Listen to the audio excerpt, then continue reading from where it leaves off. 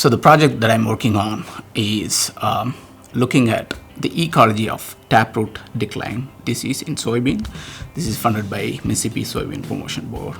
So this project that I'm working on right now looks at the ecology of this pathogen, and what we are trying to do is understand how different management practices affects this disease.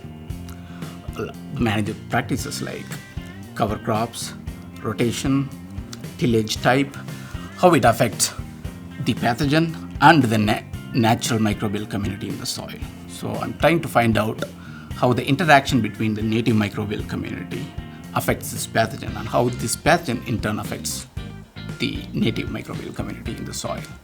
To do this, what we are doing is we are doing metagenomic techniques where we sequence the complete microbial community in the soil and then understand the diversity and composition of those communities and how the network of interaction between that community and the pathogen manifests itself as a disease in soybean. This pathogen is a facultative saprophyte.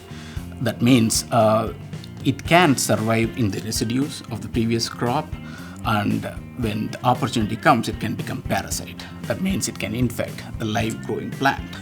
So what it does is it overwinters during the latent period. We call it a latent period, that's before the actual crop in the winter, and it can infect the roots during the growing season.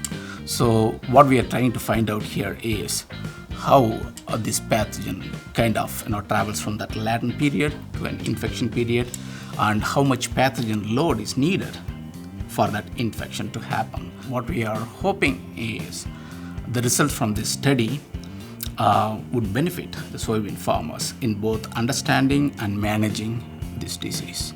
All these results and the projects that we are working on could be found at online at mssoy.org.